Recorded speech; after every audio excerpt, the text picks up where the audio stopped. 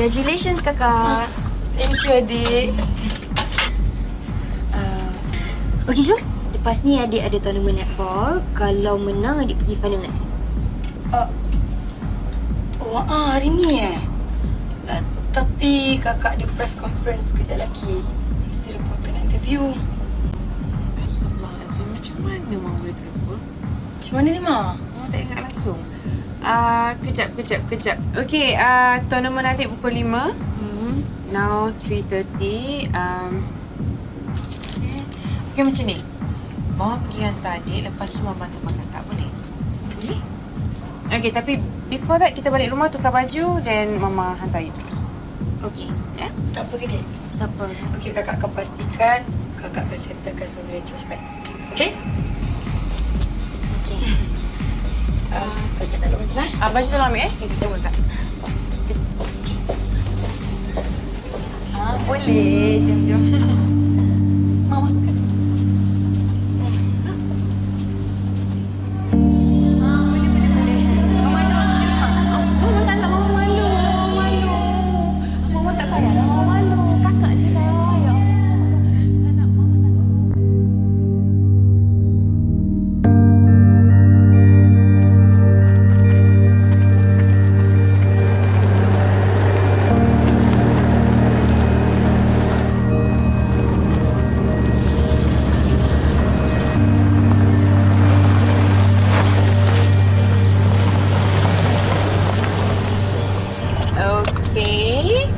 Once Mama habis dengan kakak, Mama datang ambil you. I'm proud of you. Thank you lah. Mama suka. Good luck. Okay. Are you okay? Yeah. Okay. Bye, Ma. Bye. Adik! Main betul-betul. Okay. Mama tahu you boleh menang. Apa-apa kau, Mama? Okay. I love you. Bye. Bye. Bye.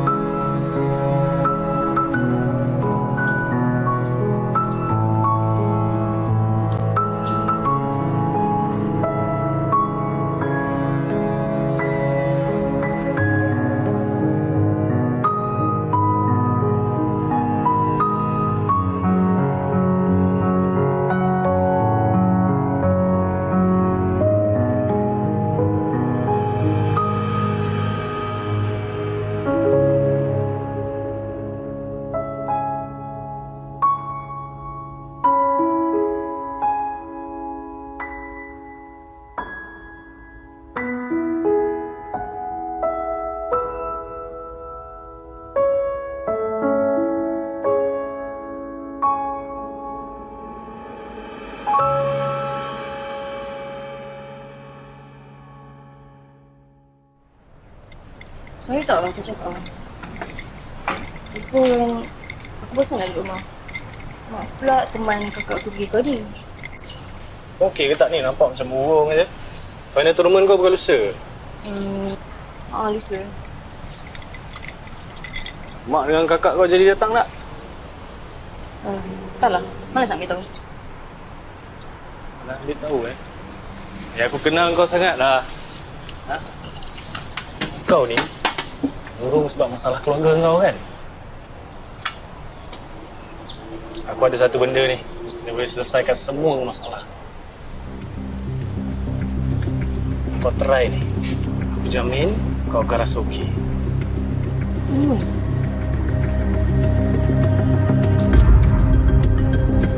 Ini namanya Molly. Molly ni boleh buat kau rasa tenang. Segala masalah dan kepala otak kau yang buat kau serabut tu semua akan hilang. Aku kalau ada masalah aku ambil benda ni juga. Macam kau baik aku. Tak nak lah buat handphone ni. Repeat lah. Apa yang kau terlapah sangat? Kau simpanlah dulu. Nanti bila kepala kau dah tak tahan, dah tertekan sangat, bawa kau makan. Sekarang simpan dulu.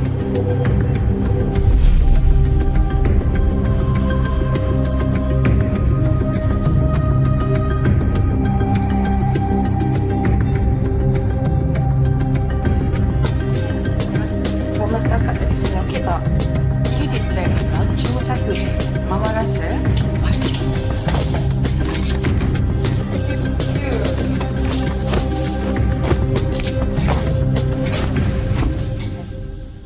Dan baru pakai baju tu. Okey. Sekarang ni nak tidur penat. Good night. Okay, good night, good night, good night.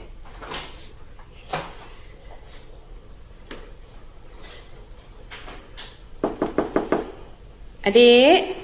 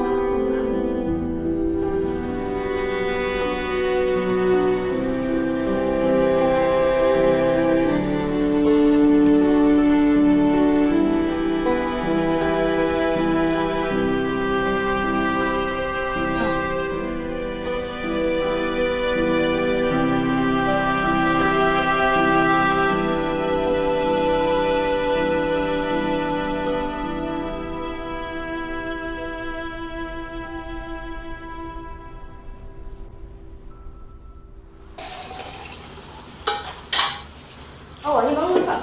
Adik tu yang lambat bangun. Hi, good morning. Morning ah. Kakak ada recording kali ni? Ada recording.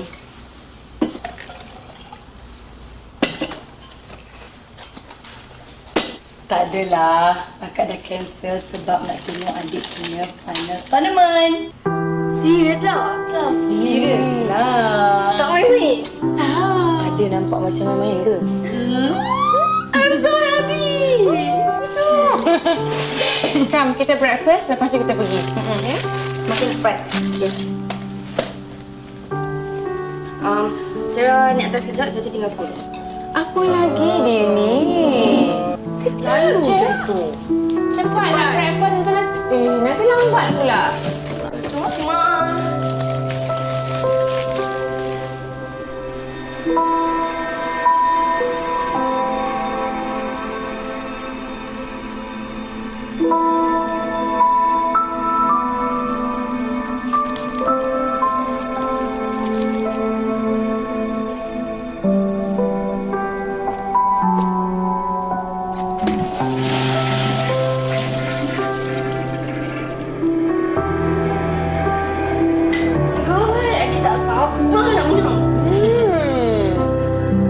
Adik tahu tak? Mama rasakan tim adik akan menang. You know why? Sebab Mama tengok tim adik.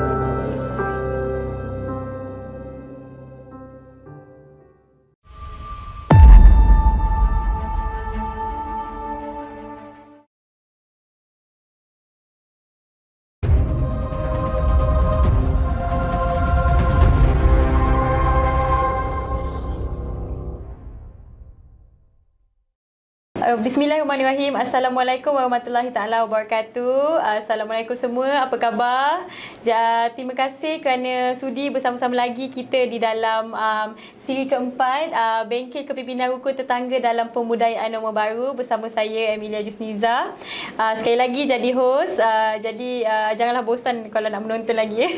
Okey, jadi untuk siri kali ini kita bersama dengan Puan Sarizah binti Sis. Selamat datang Puan Puan ke studio kami. Terima kasih. Okey, untuk pengetahuan semua, Puan merupakan Ketua Pegawai AADK Daerah Seremban yang baru. Tak silap saya baru seminggu ya bertugas, Puan. Ya, betul. Okey, selamat datang Puan. Terima Selamat kasih. datang ke Negeri Sembilan, di mana kita operasi studio kita di sinilah. Okey, jadi untuk siri yang kali ini kita datangkan khas bersama AADK. Kerana apa? Kerana semalam merupakan hari peringatan sambutan anti dadah kebangsaan yang ke-38. Ya, betul. Okey, macam mana semalam sambutan, Puan? Alhamdulillah, sambutan memang inilah ramai yang yang like kita punya FB, yang ikut kita punya challenge, semua kan yang memberikan sokongan lah. Memang ramailah yang memberikan sokongan terhadap kempen-kempen kita lah. Okey, Alhamdulillah. Sebab apa? Sebab kita tahu kan sekarang ni pandemik, dengan pandemik lagi, dengan situasi yang berlaku, semua tak dapat nak keluar rumah semua. Jadi semua program pun, acara semua kita nak tanah, kita kena buat secara atas talian kan, secara online macam mana yang kita buat sekarang ni lah.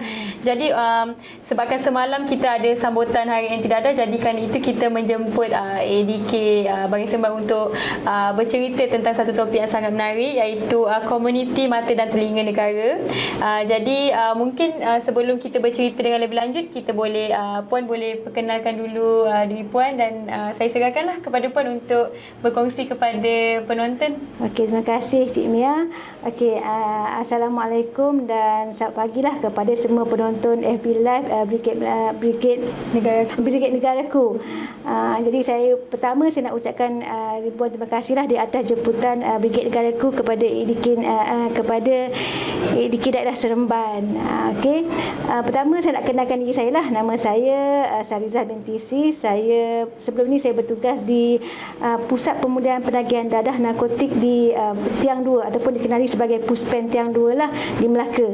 Dan baru je lebih kurang seminggu lah di sini. Ni pengalaman baru jugalah kepada saya. Okey, saya nak bercerita dululah tentang AADK lah.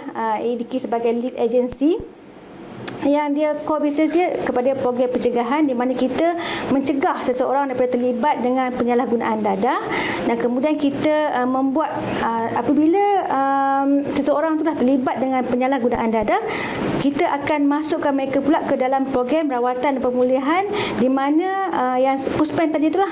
So kita akan merawat, kita akan memulihkan klien yang mana yang dah terlibat dengan dadah.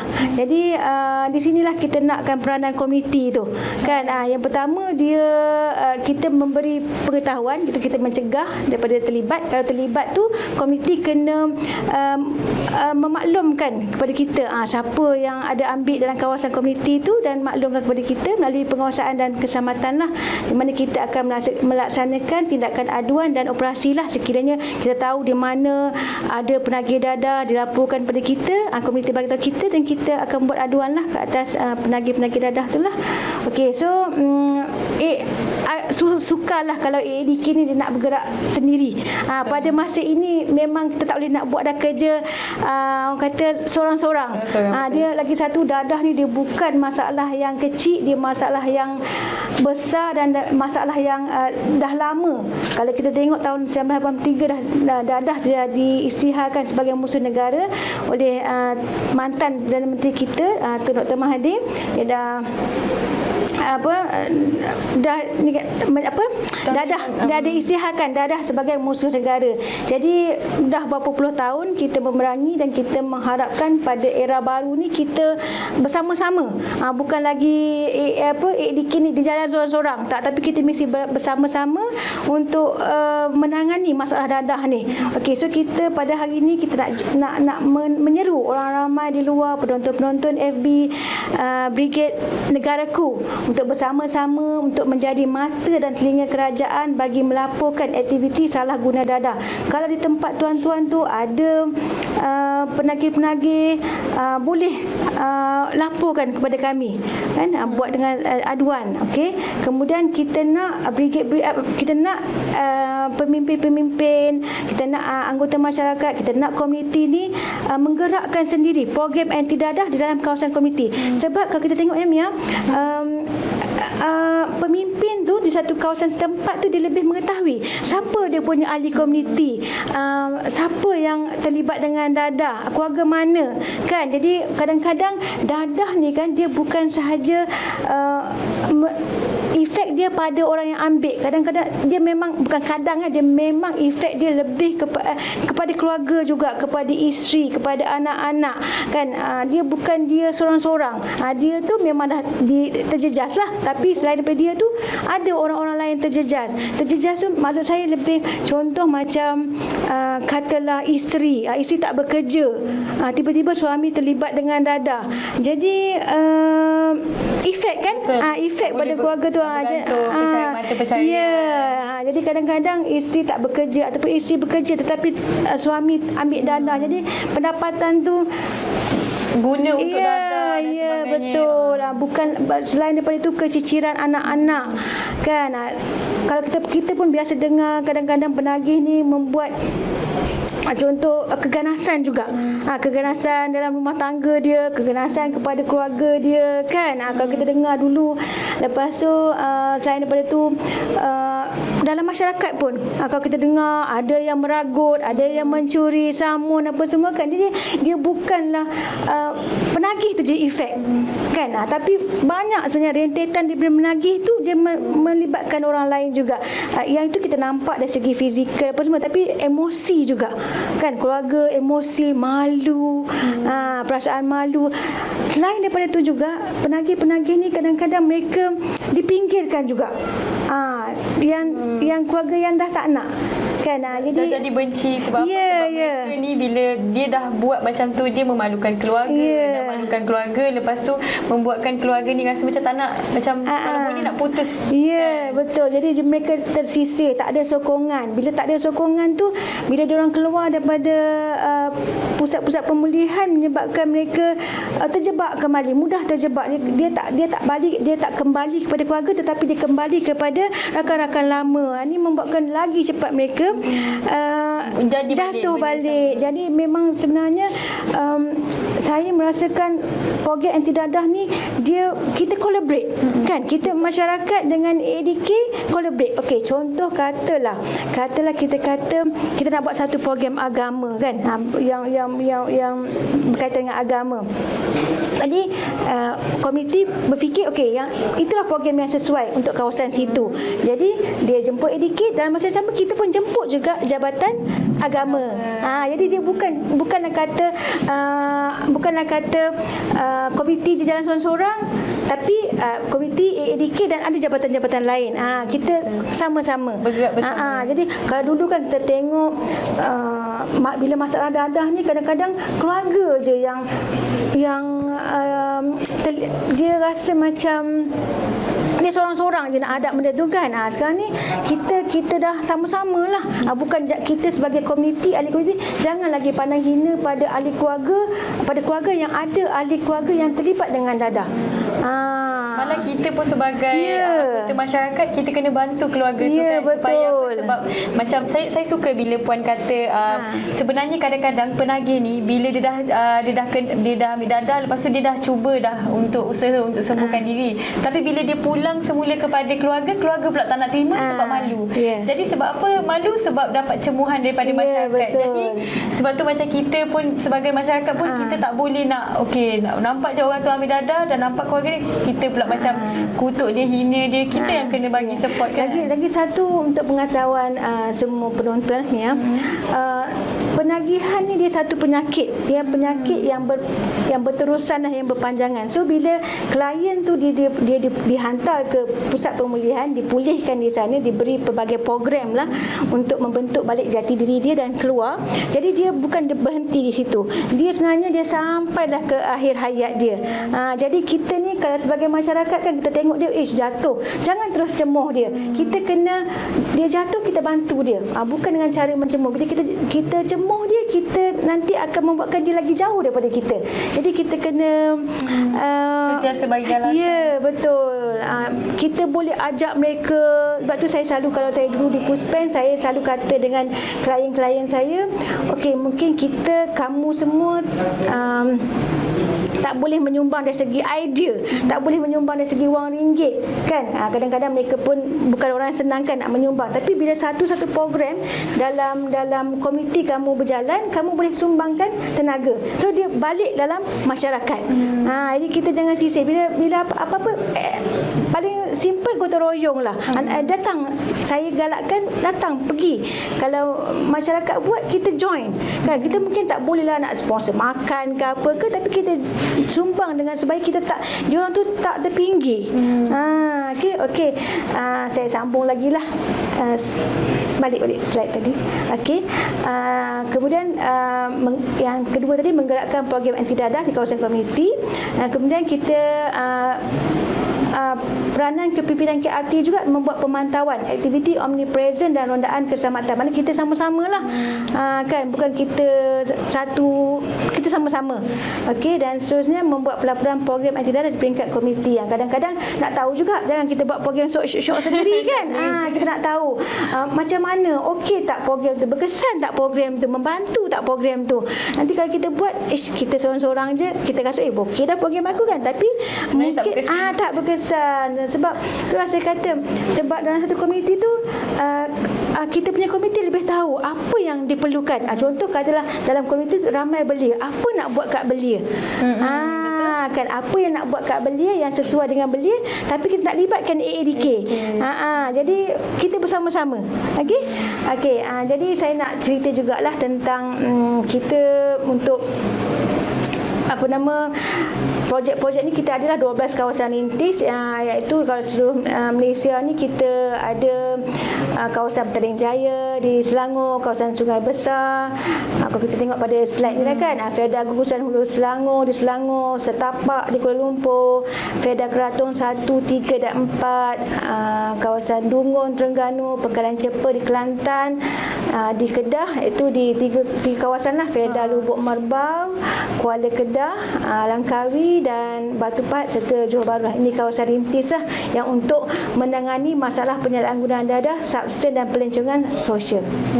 Okey, kalau untuk di AADK Seremban, program kita lebih kepada program perumahan bebas dadah, di mana yang ni program ni dari tahun 2020 sehingga 2023. Okey, kalau sini kita buat di taman, kita fokus pada Taman Marida lah, di mana kepadatan penduduk di sana sejumlah 1,969 orang, dan jumlah OKP kita ni ialah orang kena pengawasan kita lah.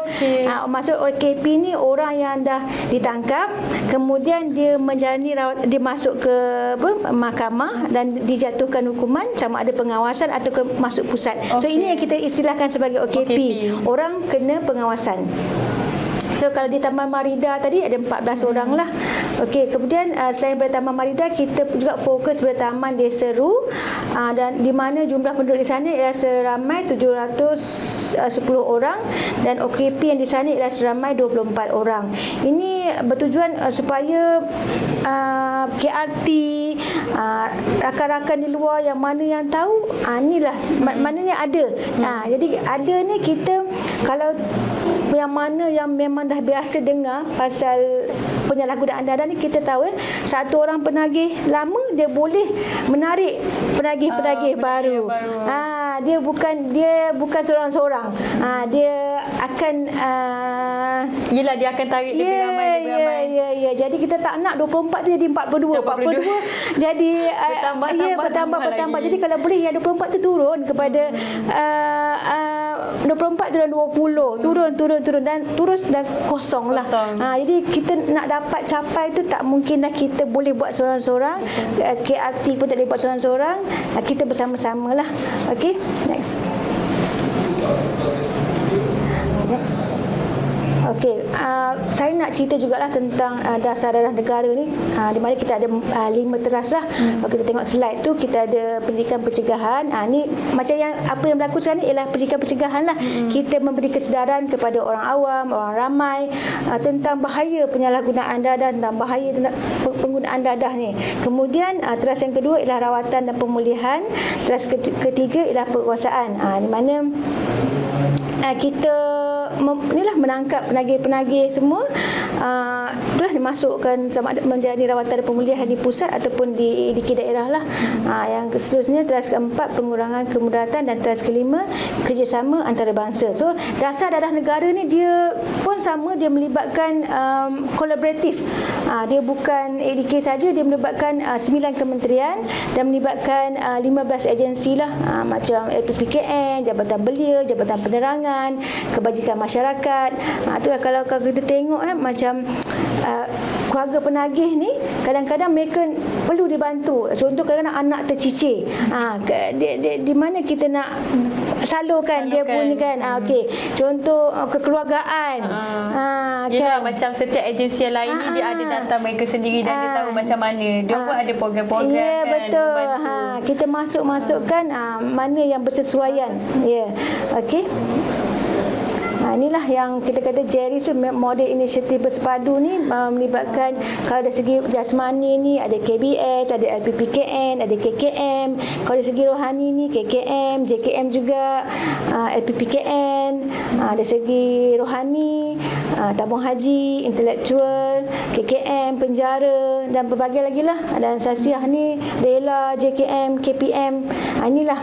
Dan kumpulan sasar kita pada JERI ni ialah remaja, belia, orang kena pengawasan, pemimpin masyarakat dan komuniti lah. Okey, Puan, tapi sebelum kita bersambung, kita boleh rehat kejap dan kita tengok ada sedikitlah VT daripada pihak ADK sendiri. Lepas tu kita bertemu kembali.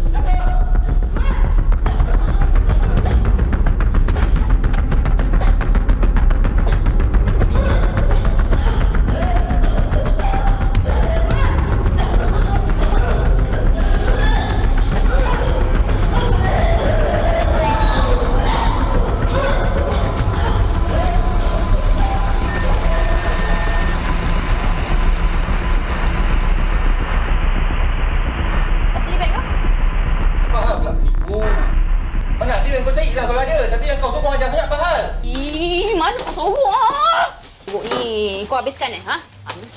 Oi, kau menipu Ni benda ni. Kau apa lah? Kau yang parah asal kau menipu aku. Siapa menipu? Sama kau ngajar sangat. Kau dah tahu nak menipu apa? Asal sekarang sebab kau menipu. Perempuan macam memang macam ni boy. Kau bini aku lah.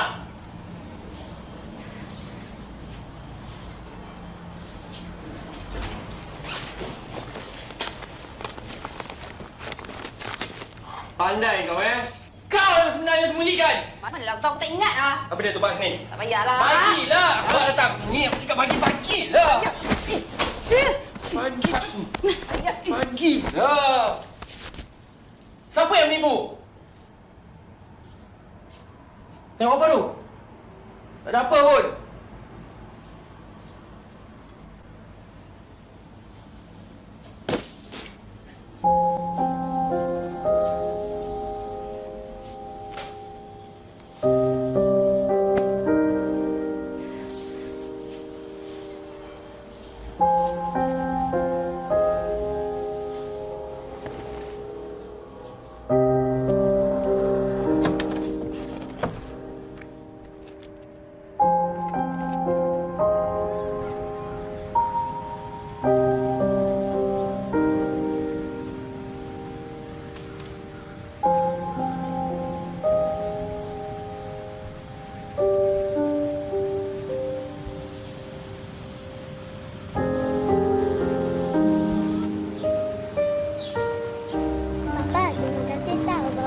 Pergi tengok wayang. Kalau Mira lulus sebelah lagi lepas ni, Papa bawa ke tempat lain pula Mira cakap je nak pergi mana. Papa bawa kan. Malam ni Mira nak makan apa? Ayam goreng. Man, apa dah hujan tu? Balik.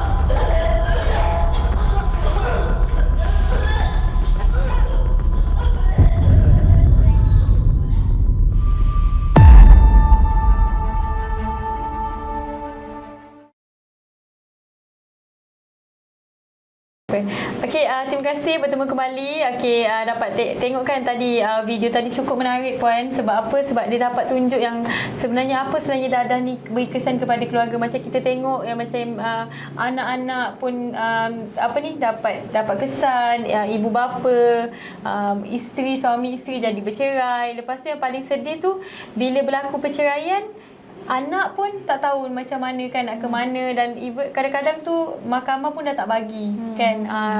Maknanya orang yang ambil dadah ni jumpa anak-anak tu yang memang sangat sedih lah, yang saya rasa. Jadi pun macam tu lah kita nak tahu kan, macam dekat AADK sendiri, siapa yang orang yang diberi pemulihan tu kita panggil disebut klien kan. Jadi macam apa sebenarnya yang AADK buat untuk memastikan supaya klien-klien ni bila dia dah habis dekat dalam ataupun masa dalam mungkin dalam puspen sendiri ataupun dalam pusat pemulihan ni, apa yang mereka lakukan di situ? Okey, terima kasih Mia. Apa nama tu, tadi macam yang Mia ceritalah pasal kesan pada keluarga. Saya cerita sikitlah ya pengalaman saya, salah satu daripada kes saya lah, di satu tempat dulu lah kan. Jadi klien ni dia di kawasan situ, klien banyak yang terlibat dengan dadah jenis syabu lah. Jadi bila ambil syabu ni dia boleh menyebabkan halusinasi, boleh menyebabkan efek pada dia punya otak lah, sebab dia bahan kimia tu merosakkan dia punya otak lah. Jadi bila macam tu ini satu klien ni dibebaskan daripada puspen lah, dibebaskan dari puspen. Jadi dia datang pada saya, maksud saya di daerah lah. Dia datang kat saya, dia cakap, puan macam mana anak dia sekarang, sebab anak dia pun dah ada hilang ingatan sikit-sikit lah. Anak dia pun ada ambil dadah ke puan? Yelah, klien ni kan. Jadi yang datang dengan saya tu ibu lah. Jadi klien ni dah dibebaskan daripada puspen. Jadi dia datang untuk sesi kaunseling apa semua. Jadi ibu berceritalah, dia kata anak dia tu dah macam hilang ingatan sikit lah. Jadi dia susah nak tinggalkan anak tu, sebab ibu ni dia bekerja. Jadi ibu tunggal lah dengan anak tu. Jadi ibu tu bekerja. dia cleaner kalau tak silap saya, masa tu saya pun dah lepas tu dia nak pergi kerja tu, anak tu merayau dalam kampung. Merayau dalam kampung, dia kata orang kampung pun marah sebab dia ada satu kali tu dia dah pergi curahkan klorok dalam air orang. Jadi dia kata macam kita dengar pun kita pun macam kesian lah kan. Jadi macam itulah nasib klien kita, nasib kepada ibu-ibu nak kena keluar kerja tapi dalam masa sama risau nak tinggalkan anak. Jadi macam-macam lah. Kalau kita dalam Puspen tu macam-macam lah kisah kita dengar kan. Tapi ada juga keluarga yang sangat bagi sokongan yang baik, sangat yang menerima klien. Mereka ni terima, lepas tu membantu, menjagalah kan. Dia tak mengabaikan, dia balik, dia bersama keluarga, bekerja. Tapi ada yang sayangnya lepas beberapa tahun kembali. Kembali. Jadi macam-macam penagihan ni. Dia bukan kata lepas 2 tahun you bebas ataupun lepas ni tak. Dia sebab tu saya selalu kata dengan klien, you bukan bebas untuk AADK, you bebas dadah untuk diri you sendiri kan. Kalau dia bebas sebab dia selepas dia habis di Puspen selama tempoh 2 tahun, dia akan ada pengawasan di AADK daerah. Jadi kadang-kadang dia dalam tempoh AADK daerah tu dia terjebak balik. Bukan terjebak, dia bebas, tak ambil dadah. Tapi sebaik je habis. Dia tahu okey aku dah bukan dalam pengawasan, kita ambil balik, dia orang ambil balik. Jadi kadang-kadang keluarga ada yang mengadu balik kepada saya macam mana puan nak bantu, dan kita membantulah, bagi tahu di mana lagi klien boleh dimasukkan mungkin secara sukarela, ataupun masuk buat aduan lah di pejabat AADK kan. Jadi saya pun inilah, kadang-kadang kita pun sedih lah sebab kadang-kadang klien dah bersama kita di dalam Puspen 2 tahun, elok apa semua kan. Bila keluar tu elok lagi, lepas tu terlibat balik. Jadi dia jumpa dengan kawan lama. Ya, sebab tu sebenarnya kalau pemulihan ni dia bukan satu part saja. Dia banyak sangat. Dia pun kena ada sistem sokongan dia juga. Dia bukan dia seorang-seorang. Bukan dia dengan keluarga je, tapi dia mesti ada banyak. Dia mesti ada pekerjaan, dia mesti ada masyarakat yang bantu dia, dia mesti kembali pada masyarakat. Lepas tu dia mesti dalam agama pun dia tak boleh tinggal. Kan. Ya, betul, agama tak boleh tinggal. Pekerjaan mesti ada, keluarga membantu. Dia ada sokongan. Dia sokongan tu dia banyaklah. Bukan dia saja, bukan dia seorang je nak melawan masalah dadah tu lah. Bila dia melawan seorang-seorang tu yang macam kita lah seorang-seorang kan. Emosi pun terganggu kan. Betul. Tapi macam mana dengan kiranya apa yang AADK, apa program-program yang AADK buat? Okey, kalau dalam Puspen tu macam-macam lah kita punya program untuk membantu. Dia ada 7 komponen psikososial lah. Kita ada bimbingan kaunseling, kita ada agama, kita ada sukan, kita ada kebudayaan, kita ada khidmat masyarakat kan. Jadi kita ada integrasi sosial pun ada. Dan juga saya cerita sikitlah pengalaman saya dulu di bahagian LKV lah, latihan kemahiran dan vocational. So di LKV ni kita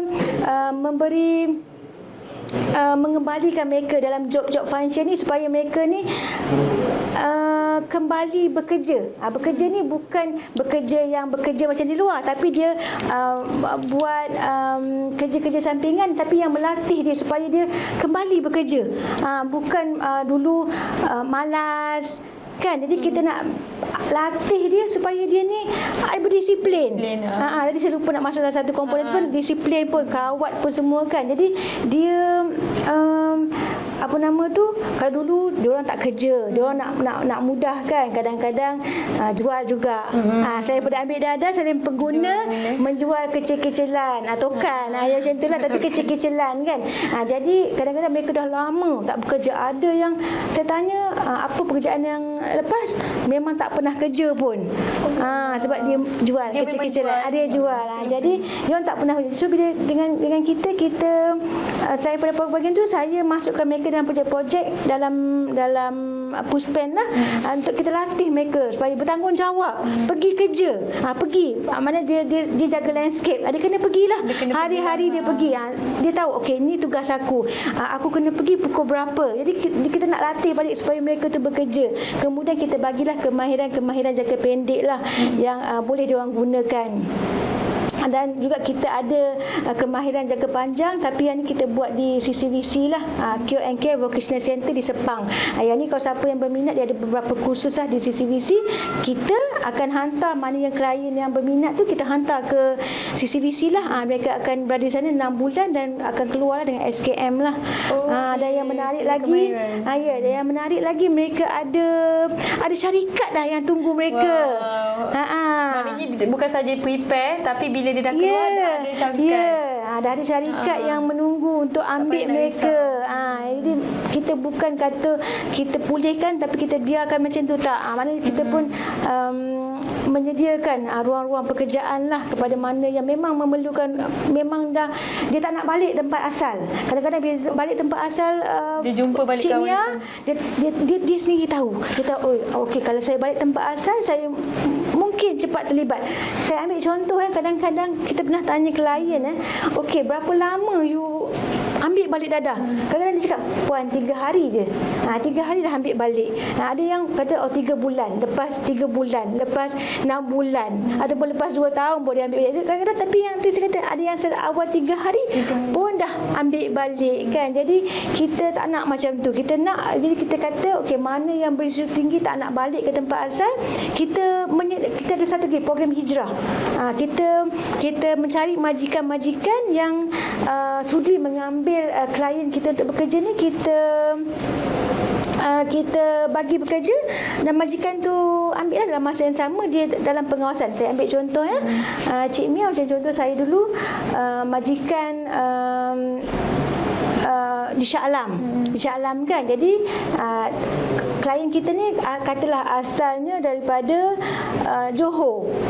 Jadi kita pun hantar dia kepada majikan, pergi ke pejabat AADK, bawa kita buat perjumpaan lah di AADK, majikan AADK kita. Jadi kita serahkan kepada AADK. Jadi kita banyak penjuru. Jadi AADK pun tahu, okey, ini klien baru daripada Puspen, dan dia dah ada majikan. Inilah majikan dia. Jadi majikan pun kena ada, sebab setengah majikan dia tak pernah berurusan dengan AADK. Dia tak tahu, klien ni kena pergi pengawasan rupanya. Klien ni dia ada program-program yang dia kena ikut. Selama tempoh 2 tahun dalam pengawasan, dia ada program-program yang dia kena ikut. Jadi dia pun bagi komitmen. Jadi ada setengah pengalaman saya lepas, ada klien yang menyembunyikan lah dia punya status. Jadi majikan tak tahu mereka ni dalam pengawasan AADK. Jadi bila dalam pengawasan AADK ni, mereka kena ikut beberapa program lah yang kita telah aturkan. Jadi bila dia majikan tak tahu, dia pun asyik-asyik ambil cuti sebab nak ikut program kan. Jadi kadang-kadang kita tak nak majikan salah faham, kenapa asyik cuti je ni, rupanya dia nak ikut program. Jadi kalau majikan dah tahu dah klien kita dalam pengawasan dan dia willing to help kan. Jadi majikan yang saya cari, alhamdulillah, mereka memang nak bantu. Jadi mereka memahami inilah klien AADK, mereka nak bantu dan mereka memang support. Saya tengok ada satu majikan tu, bila dia datang ambil di Puspen, dan dia, bila kita katakan ni keluarga orang susah, adik-beradik ada yang terlibat dengan dadah. Jadi klien ni dia silai sepinggang nak pergi kerja tu kan, tapi silai sepinggang. Tapi saya, alhamdulillah, saya happy sangat saya tengok majikan. Esoknya dia hantar gambar pada saya. Dia kata, okey puan, tengok ni, dia pergi ke rumah klien. Jadi dia ambil baju apa yang ada lah, yang boleh ambil kan, kasut ke slipper ke, untuk persediaan lah nak pergi bekerja. Jadi memang alhamdulillah lah, memang majikan ada yang dah terbuka nak ambil klien kita dan menerima klien kita seadanya untuk bekerja dengan mereka. Memang ada majikan-majikan yang bagi peluang. Kan? Bagus sangat. Sebab apa? Sebab kita tahu bila kita ada majikan macam ni kan, macam kalau kita tahu sebelum ni orang memang tak nak pun. Kalau orang dengar je aku pernah ambil dadah, tak nak. Tapi sekarang ni sebenarnya banyak je community, banyak je majikan dan syarikat yang bersedia membantu. Jadi sebenarnya saya rasa, saya pasti ramai sebenarnya yang tak tahu sebenarnya AADK ada buat program macam collaboration macam ni. Ya, boleh. Jadi mungkin kalau ada sesiapa lah dekat luar sana yang mungkin majikan yang berminat, boleh je. Macam mana dia nak nak join kalau berminat untuk ambil klien-klien kita selepas mereka dibebaskan, bolehlah kontak di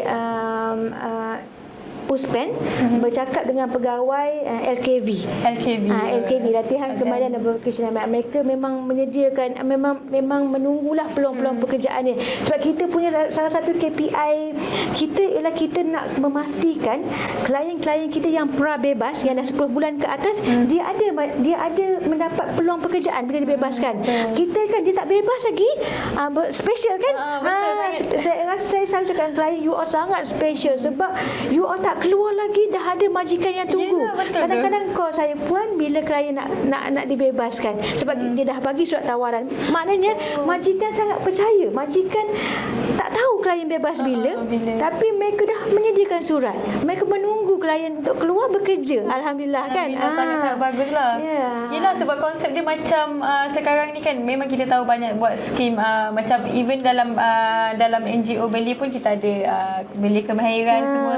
Tapi kita macam saya sendiri pun saya memang tahu yang memang ada program-program seperti itu, tapi saya tak tahu yang rupanya AADK pun bersedia mencari majikan. Betul. Tak payah risau, bila dah habis je ni terus pergi. Dan lagi satu yang membuatkan majikan tu percaya pada kita, sebab mereka tahu selepas saja tamat daripada pemulihan di Puspen, selama tempoh 2 tahun pula mereka akan berada di AADK daerah, diawasi pula AADK daerah. Sebab tu pentingnya majikan dengan AADK ni bersama-sama. Jadi majikan pun tahu, okey, ini AADK, kalau ada apa-apa rujuk AADK. Iya, betul. Kalau katalah klien tak datang lapor diri di AADK, AADK boleh cari pula kat majikan, mana ni klien ni tak datang kan.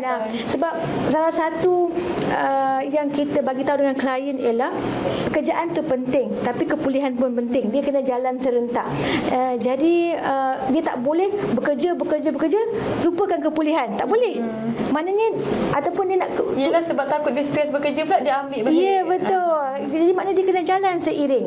Kita tak nak, kita kata bukanlah pemulihan tu dia satu saja. Kalau katalah, saya nak berhenti tapi saya nak kerja je, tak boleh. Kerja dengan ada pemulihan. Pergi ikut program, sentiasa mendapat motivasi. Klien-klien kita ni kena sentiasa diberi motivasi sebenarnya untuk jangan terlibat lagi, orang terima kamu, orang beri peluang. Jadi kita sentiasa kena ini, dan kita pun program-program pencegahan pun kita boleh libatkan mereka jugalah. Macam dalam komuniti, dalam kerja-kerja khidmat bakti kan, supaya mereka ni bergaul balik dengan masyarakat, bukan lagi balik kepada kawan lama. Sebab klien kita ni dia merasakan hanya kawan lama je terima dia. Kan dia macam tak nak buka diri dia kepada orang lain. Jadi kita nak bina dia supaya okey, orang lain terima, you boleh, you kena cari kawan baru. So bila dia pergi satu environment baru, pergi bekerja, dia lupalah kan, sebab dia dah ada tanggungjawab. Dia kena bangun pagi, dia kena solat. Jadi dalam pusat tu kita solat, kita ajar dia bangun. Macam kalau saya yang tempat lama tu, kita ada spiritual approach. Kita Islamic Ishraq, Islamic spiritual rehabilitation approach.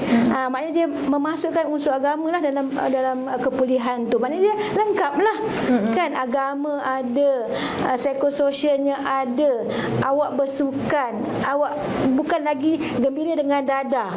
Kita pergi aktiviti, inilah aktiviti kita ajar balik dia orang, inilah aktiviti sihat. Selain daripada tu kita bagi juga, selain daripada pekerjaan tadi, kita juga bagi kemahiran. Contoh katalah kita ajar mereka bertani kan. Macam sekarang ni bertani ni tak perlu dah nak kita ada tanah seekar, hidroponik pun dah boleh dah. Ya, betul. Jadi kita ajar mereka teknik-teknik terbaru. Kita ajar mereka cara menanam, tunjuk macam mana nak buat apa. Kadang-kadang kita ajar yang very simple aja, yang tak memerlukan modal yang besar. Sebab kita tahu dia balik, dia bukan ada duit. Betul. Kadang-kadang keluarga pun orang susah.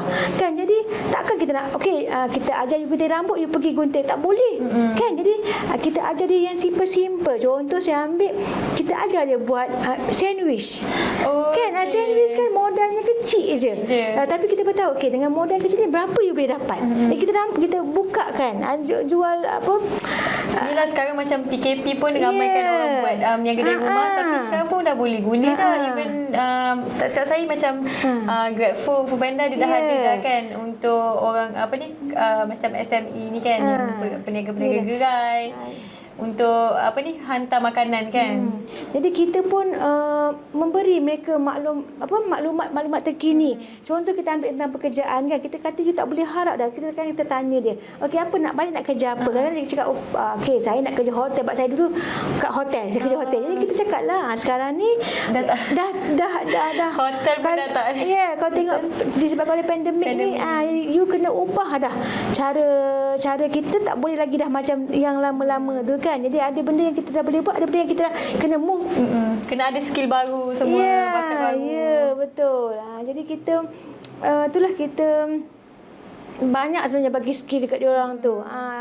Tapi sangat menarik lah Puan, sebab macam kita tahu kan, kadang-kadang kan ada, tapi saya suka bila Puan cerita yang bukan saja bagi skill tau, tapi disiplin. Sebab macam kita tahu kan, macam orang yang ambil dadah, dia kadang-kadang dia memang mula-mula dia bekerja, tapi lama-lama dia dah malas, dia tak nak, dia pergi cari sampai merompak, mencuri dan sebagainya kan. Yang itu yang kita nak elakkan. Yelah, lagi satu diorang ni macam dah terbiasa dapat kemewahan. Macam kalau kita kerja sekarang ni, katalah basic salary kita 1,200. Tapi dengan jual dadah lebih lagi. Satu hari mungkin berapa dia boleh dapat kan. Jadi dia nak kata jalan pintas untuk dapat duit banyak kan. Kerja pun tak susah. Tapi kita cakap dia ini rezeki yang tak halal. Sebab kita dah masukkan dia dalam Islamic approach tadi tu. Jadi kita cakap lah, kita cakap ini dah bukan kerja yang halal kan. Jadi yang kerja yang halal memanglah itulah, dia susah lah sikit tapi dia halal kan. Sebab kita dah masukkan unsur-unsur Islamik kepada mereka. Kena sentiasa sabar, ya, betul. Itu yang penting tau. Sebab kita tahu sekarang kan, generasi sekarang kita semua nak benda nak cepat, mudah, cepat dapat duit. Jadi nak tak nak, sebab tu diorang terlibat dengan dadah juga. Jadi bila kita buat macam latihan, buat skill macam ni, paling penting kena sentiasa bersabar lah. Itu yang saya rasa sebenarnya. Tapi Puan, saya suka bila Puan cerita macam sekarang ni yang saya tahu kan, contohnya dadah sintetik. Macam dulu kita, macam Puan, kita tadi sebelum tu kita ada bersembang kan, kalau kita tahu dia tu penagih heroin, kita tahu dia punya maknanya simptom-simptom dia. Tapi macam dekat Seremban sendiri pun macam dadah metafetamin paling banyak diambil di Seremban kan. Jadi tapi sekarang kita dah mungkin bukan metafetamin je, tapi mungkin dia ambil heroin lagi, dia ambil segala jenis dadah sintetik tu. Saya baca memang paling takut lah, sebab dia efek dekat otak kan. Jadi macam mana kalau macam tu, macam mana sebenarnya, apa yang ADK boleh buat untuk counter benda-benda macam tu? Kalau nak kata ADK boleh buat, sebab kita tak ada dari segi perubatan. Kita ADK bukan kalau contoh klien tu ambil heroin, dia punya jenis dadah dia heroin, opiate base, dia boleh dirawat dengan methadone kan. Kita bagi dia dadah gantian methadone. Tapi kalau dia dah ambil apa yang lain-lain tu, memang tak adalah, memang tak ada. Tapi kalau dia dah sampai tahap berhalusinasi apa semua tu, kita kena hantar kepada psikiatrik lah kan. Dia bukan bidang kepakaran kita lagi lah. Kita pun dah tak boleh lah. Macam mana dia kita nak bagi rawatan kepada mereka kalau mereka bercakap seorang-seorang, sampai kan video kan, kadang-kadang saya pun macam biar betul benda ni kan. Tapi benda tu memang sejauh mana, maknanya sejauh mana dadah sintetik ni memang macam kira memang efek kita punya otak klien kita kan. Satu dia punya pemahaman pada kita kan. Saya ambil contoh lah, saya dulu bila kita memberi satu arahan kepada mereka tu, mereka susah nak buat tau. Dia macam kita kena pesan berulang-ulang kali. Kena cakap, lepas tu nanti cakap kan dia tak buat lagi, ataupun dia buat tapi lambat lah, dia memang slow. Dari segi dia nak menangkap apa arahan kita tu, dia dengar, dia tak dengar, dia bukan tak dengar, dia dengar, tapi dia nak menerima tu, nak melakukan tu, dia macam kena kita berulang-ulang sebut dekat dia. Kan. Jadi macam sebelum maknanya yang contohnya kalau pengguna tu dia sebelum tu memang macam keluarga dia pun tahulah yang dia memang bukan ada masalah mental dan sebagainya, tapi bila dia ambil dadah tu dia mula alami masalah mental ke? Dia macam ni, kalau dia ambil syabu tu, kalau kita tengok yang paling ketara ya, mereka tak tidur lah. Mereka takkan tidur beberapa hari. So apa berlaku kalau kita kalau satu hari ya betul. Kalau kita satu hari kita yang normal ni, katalah malam tadi kalau ada anak kecil kan, mungkin dapat tidur 2 jam je, 3 jam je. Esok bangun pergi kerja macam mana? Pening kan? Pening. Jadi cuba kita bayangkan mereka yang tak tidur berhari-hari. Bila tak tidur berhari-hari tu menyebabkan mereka halusinasi, hilang pertimbangan. Dan kalau kita tengok balik, kalau dadah jenis syabu dia membuatkan dia dadah perangsang. Itu yang membuatkan mereka ni jadi berani. Jadi boleh dia boleh meragut, dia boleh membunuh apa semua kan, sebab dia dah bukan diri dia tau. Jadi saya kadang-kadang kalau kita tengok, kita memang kesian sebenarnya kepada klien-klien kita ni. Kadang-kadang kita pun faham bila mereka melakukan jenayah tu, kadang-kadang bukan mereka. Sebab dadah dia, kadang-kadang mereka dalam pengaruh dadah, ataupun mereka tu terdesak kerana nak mendapatkan dadah tu. Kan? Sebab perbelanjaan dadah ni bukan macam kita makan nasi. Kita boleh pilih-pilih lagi. Okey, hari ni tak ada duit kan. Saya nak nasi telur goreng je lah. Kan? Jadi telur goreng berapa ringgit tanya dengan makcik tu kan. Okey, mungkin RM4. Kita pun okeylah RM4. Hari ni aku belanja RM4 aja. Esok okey RM4 lagi kan. Jadi kita boleh adjust kita punya duit. Tapi dadah ni harga mahal. Dan pengambilan mereka tu dia bukan makin sikit, dia akan jadi makin banyak sebab dia nak mengekalkan tahap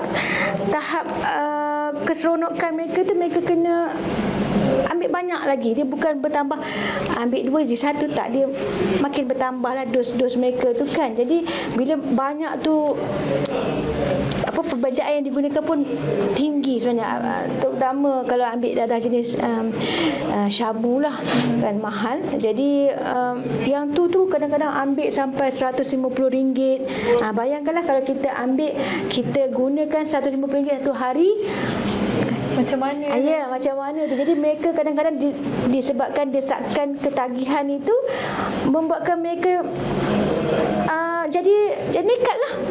Mencuri ke apa yang boleh ambil je lah.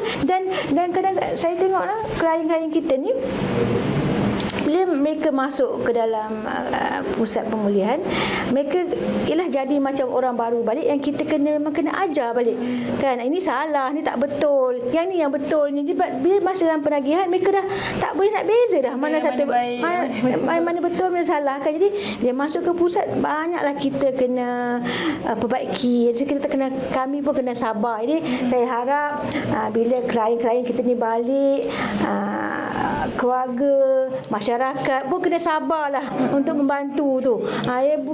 Bukan satu orang tu, dia bukan kita kata okey, cukuplah 2 tahun, cukuplah 3 tahun, cukuplah 4 tahun. Tak, dia sepanjang long life process kata. Recovery ni long life, dia punya proses tu. Tu yang kadang-kadang masyarakat tak faham kan. Masyarakat tengok dah balik daripada puspen tapi masih lagi ambil kan. Jadi orang terus sisihkan dia kan. Tak, sebenarnya mereka perlu lagi dibantu, perlu lagi diberi peluang, perlu lagi diberi sokongan.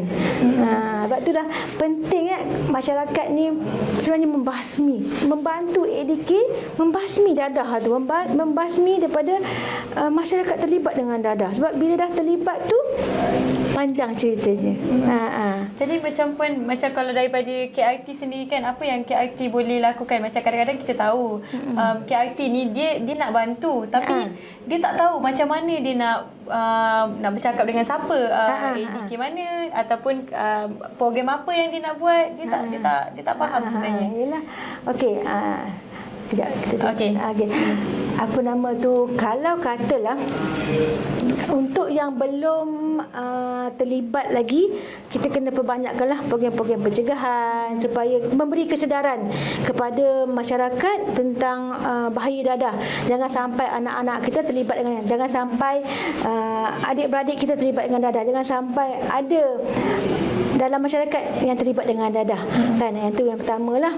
Yang keduanya, kalau dah yang terlibat tu maklumkan kepada ADK supaya klien ini dirawatlah dalam, sama ada dia kalau dia ada keluarga dalam pengawasan ataupun dia dihantar ke pusat pemulihan lah melalui perintah mahkamah tadilah. Jadi kena maklum, kena tu kalau kita tengok tadi yang slide tadi tu kita kata jadi mata dan telinga ADK. Jadi kita fahamlah satu jabatan tu dia terhad.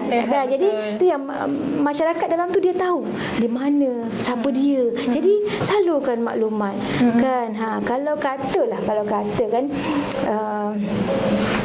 katalah kita ni pengurusi JKK, pengurusi JKK tahu ada seorang ibu yang menderita sebab anak ambil dadah. Kadang-kadang ibu ni asyik nangis saja kan, sedih sebab anak dah terlibat dengan dadah ataupun dipukul untuk mendapatkan duit kan, apa semua kan. Jadi bolehlah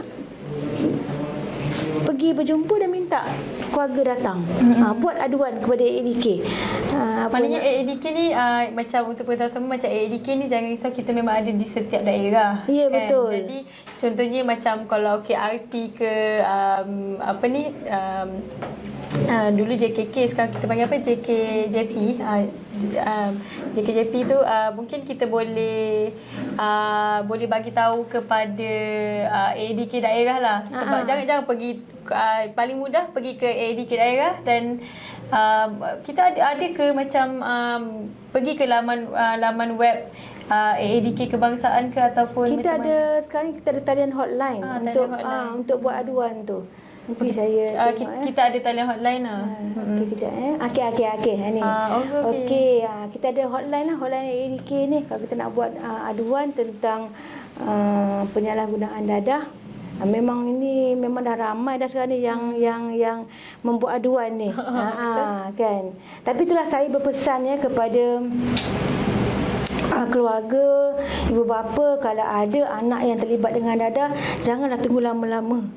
Kan, jangan tunggu sampai dah 5 tahun, 6 tahun baru nak diadukan. Kadang-kadang kan awal-awal tak nak kan. Jadi dia sebab makin lama makin teruk. Dia bukan makin lama makin baik, dia makin lama makin teruk. Jadi kalau kita tahu tu, kita dapatkanlah bantuan dulu. Betul. Kan, sebab saya faham kadang-kadang keluarga dia perlukan sokongan emosi juga, keluarga kan. Yelah, susah hati. Kita faham sebab malu dengan masyarakat. Tapi saya rasa pun macam even KRT ke even dekat jawatankuasa di kampung, dia jangan kadang-kadang kita ada satu mentaliti ni, bila keluarga tu dah ada macam dapat tahu dadah, kita sisihkan tau. Itu saya nampak lah masyarakat kita dia masih lagi susah nak penerimaan bila dapat tahu orang yang ambil dadah. Padahal orang tu dah dalam proses pemulihan. Kan. Jadi mungkin kita pun dalam masyarakat, UKIT bagi saya lah, macam saya, kita di NGO sendiri kan, kita faham tugas ADK. Tak boleh semuanya letak atas bahu dalam beban ADK tu. Jadi KIT pun kena berperanan sama lah kan. Okey, macam yang tadi Mia tanya kan, apakah bentuk program yang sesuai, jadi kita boleh bincang. Okey, kalau katalah masyarakat apa KRT apa semua kan, dia tu saya kata kadang-kadang masyarakat lebih faham. Okey, kawasan situ apa yang perlu kan, tapi dia kalau kata dia tak ada idea tapi dia nak buat program pencegahan, datang kepada ADK, kita boleh bincang apa yang sesuai kan. Jangan takutlah. Jangan takutlah. Sebab mungkin orang ingat ADK ni ada ke anak dia terlibat kan. Macam tu kan. Jadi orang ingat datang ADK ni sebab dadah apa? Sebab ada keluarga terlibat dengan dadah. Tak. Tapi lebih kepada kena ubah. Kan. Jadi saya rasa bab ADK ni kita banyak dah mewar-warkan, termasuklah jadi ahli skuad, jadi ahli JKPD, jadi ahli lembaga pelawat. Mana kita dah mengajak orang ramai untuk bersama-sama. Jadi sukarelawan ADK membantu kan. Kalau katalah sukarelawan ni mendapat input dan dia boleh cerita pula. Kan okey, ADK ada program macam ni. Boleh dapatkan Cik Akti pun boleh jadi juga part of sukarelawan. Boleh nanti dia macam puan kata tadi squad ini dia sukarelawan. Squad AADK, sukarelawan AADK lah. Ya, betul. Boleh dia tak ada. Semua dialu-alukan lah. Ya, semua dialu-alukan. Jadilah kita punya a part of AADK. Kan. Okey, jadi kita dah di waktu-waktu yang terakhir kan. Sebelum tu kita berhenti sekejap. Kita saksikan lagi satu tayangan video ni daripada AADK. Okey. Terima kasih.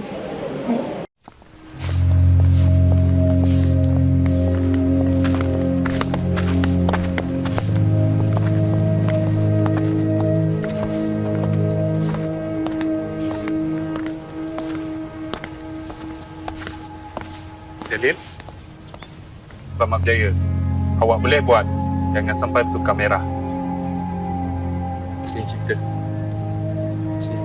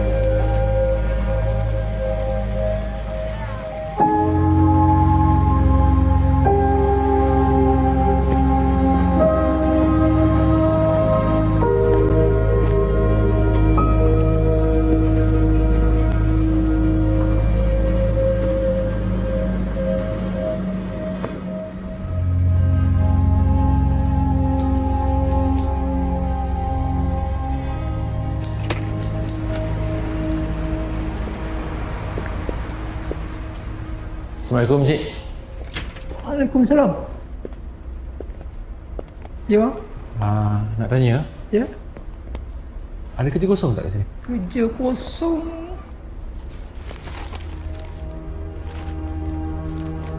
Apa?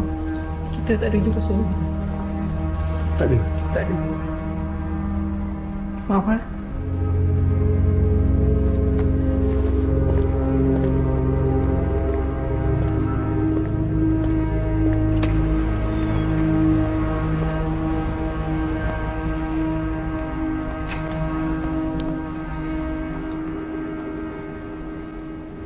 I'm sorry, actually that position pagi tadi ada orang dah ambil. So we have no more actually jawatan kosong. Cik, saya merayu. Tolonglah bagi saya satu peluang je, Cik. No, I'm sorry. There's nothing I can do actually. So I'm sorry. Okay. Yeah. Thanks.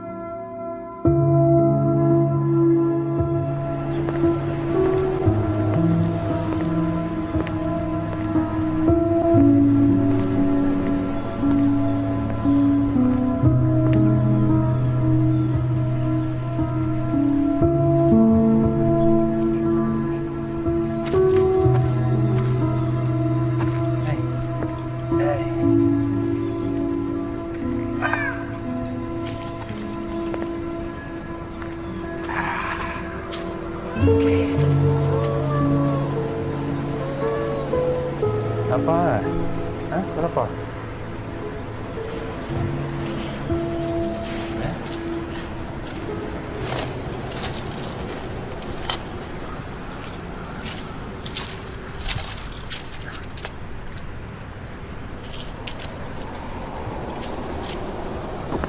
Lepas ni kita buat ni. Boleh? Boleh. Boleh.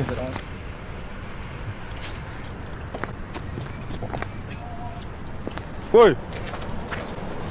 Kucing tu pun kau nak sakit kan ke?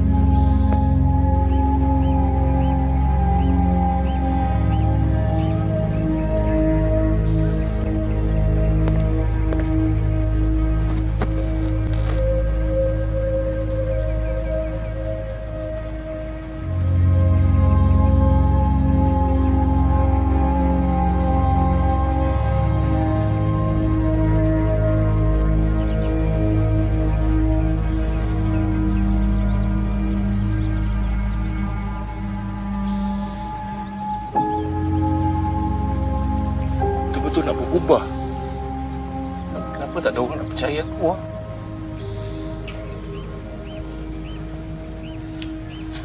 Kenapa tak ada orang nak tolong aku?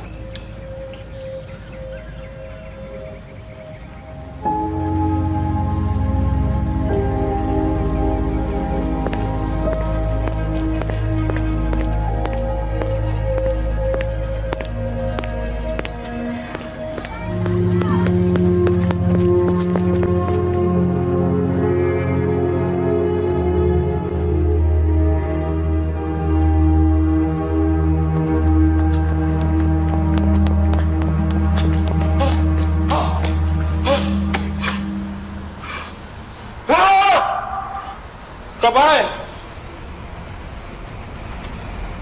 Lagi ni.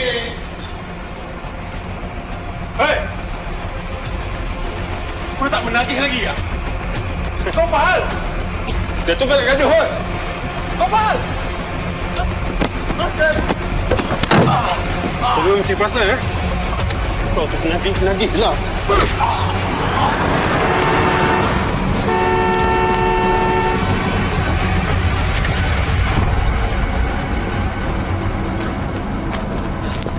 Cik okey tak? Kalau tak salah saya dah 2-3 kali dah nampak cik ni. Cik ada masalah ke?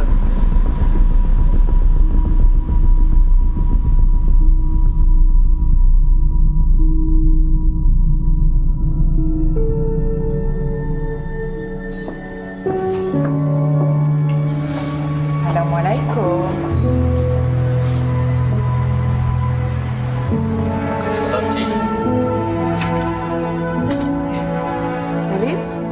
Tak turunkan saya ni. Saya kan dah ada pekerja baru.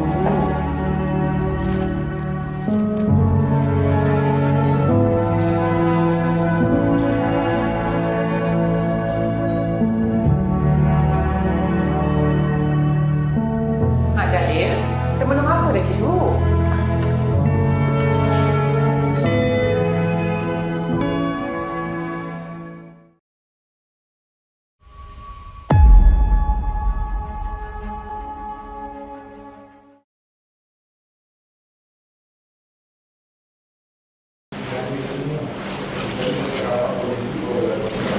Okey, kita bertemu kembali dah nak saat-saat akhir dah program kita. Jadi macam tadi kita boleh dapatlah saksikan kan video macam mana penerimaan masyarakat lepas klien dibebaskan daripada Puspen, pusat pemulihan. Sangat menariklah sebab bila puan memang tekankan yang komuniti masyarakat memainkan peranan yang sangat penting. Ramai orang dah tahu benda ni, tapi sejauh mana kita nak bekerjasama dengan AADK untuk memastikan agar klien-klien ni tidak lagi pergi ke maknanya jadi balik macam sebelum ni lah. Dan menarik bila puan tadi kita sebut tentang skuad AADK kan. Itu boleh puan terangkan tak lebih lanjut mengenai skuad AADK ni? Okey, terima kasih Mia. Okey, bagi mereka yang di luar sana yang aware tentang masalah dadah ni, yang nak membantu, AADK boleh join skuad AADK ni. Dia ialah sukarelawan yang membantu bersama-sama masuk dalam program AADK. Kemudian kalau katalah AADK ada satu projek, satu program, dia bersama-sama. Saya ambil contoh baru-baru ni, kita punya skuad AADK, dia terlibat dalam Omnipresent, mana dia melakukan rondaan malam bersama dengan pihak AADK, bersama dengan KRT. Jadi masa rondaan malam tu mereka jumpa mana-mana masyarakat ataupun remaja ke apa ke, mereka flyers. Buat edaran flyers kepada komuniti lah. Maksud saya komuniti tu termasuklah remaja semualah. Siapa yang mereka jumpa sepanjang masa nak buat rondaan tu lah. Jadi saya tengok pun ada skuad-skuad kita ni yang pun ada inisiatif sendiri. Mereka sendiri yang pergi bercakap, yang menyampaikan. Dia jadi mata dan telinga kita lah. Ada lidah kita jugalah menyampai. Sebab kita pun ada banyak program dengan skuad, kita salurkan maklumat kepada mereka dan kita minta mereka pula yang menyalurkan kepada masyarakat. Mereka jumpa lebih ramai, so mereka lah yang salurkan. Bukan hanya berharap pada AADK saja. Kan. Yelah, macam kita tahu kan, AADK banyak sangat, kita bukan tak boleh buat, tapi bila dah lebih ramai tu impact dia lebih tinggi. Betul. Dan kadang-kadang kita yang kenal, mungkin sepanjang nak pergi hantar flyers tu, rupanya anak jiran ke kan, itu lagi mudah lah. Dan untuk pengetahuan semua, macam sempena sambutan peringatan hari AADK, AADK Kebangsaan pun ada buat satu inisiatif kan puan? Ya, betul. Dinamakan sebagai White Challenge. Ya, okey. Dia memang sangat menarik sebab jadi macam penonton di luar sana bolehlah join. Cara dia mudah sahaja, hanya muat naik video atau foto di media sosial dengan berimej putih sebagai tanda anda membanteras dadah, dan ada hashtag lebih baik cegah. Jadi cara penyertaan dia secara individu atau berkumpulan. Ambil bergambar bersama mesej anti dadah. Maknanya kita ambil gambar baju warna putih, tak kisahlah apa benda yang melambangkan putih sebagai tanda sokongan kita untuk mencegah dadah. Dan kemudian kita upload caption. Dalam caption tu boleh tulis apa-apa, yang penting ada caption hashtag lebih baik cegah. Dan dadah terkawal 2025. Okey. Jangan lupa like dan follow Facebook Agensi Anti Dadah Kebangsaan Malaysia atau Instagram aadk.malaysia. Lepas tu kalau nak buat naik video, tak boleh lebih daripada 30 saat di Facebook atau Instagram anda, dan tag Facebook dan Instagram rasmi AADK Kebangsaan Malaysia. Jadi challenge ni sangat menarik sebab saya rasa mudah saja. Dia mudah. Just berpakaian putih menandakan sokongan pada kita, dan kita buat video tak lebih pun, tapi 30 saat kan. Dia bukan kata lama sangat. Dan buat je macam tak kisah ambil gambar kat mana-mana, di mana-mana saja pun tak ada masalah. Asalkan bersesuaian lah kan. Janganlah pula dekat dalam tandas tak sesuai pula. Jadi okey, jangan lupa bolehlah kita buat. Nanti mungkin saya pun boleh buat puan. Okey. Jadi untuk saya terakhir ni, mungkin kita pun dah berada di hujung rancangan puan. Boleh tak bagi kongsikan sikit apa harapan puan kepada mungkin KRT AIT sendiri dan juga masyarakat di luar sana? Okay, saya berharaplah lebih ramai lagi yang membantu, menyokong program-program pencegahan dadah ni lah, dan menjadi ahli skuad kita lah, menjadi mata dan telinga kita. Sebab kita tak mungkin boleh bergerak seorang-seorang tanpanya ada bantuan di ground lah orang cakap kan. Jadi ya, dalam komuniti apa semua tu. Jadi saya harap sangat sokongan jadi bersempena dengan sambutan hari peringatan anti dadah kebangsaan yang ke-38. Sama-samalah kita menyokong kempen anti dadah ini dengan hashtag dia lebih baik cegah dan dadah terkawal 2025.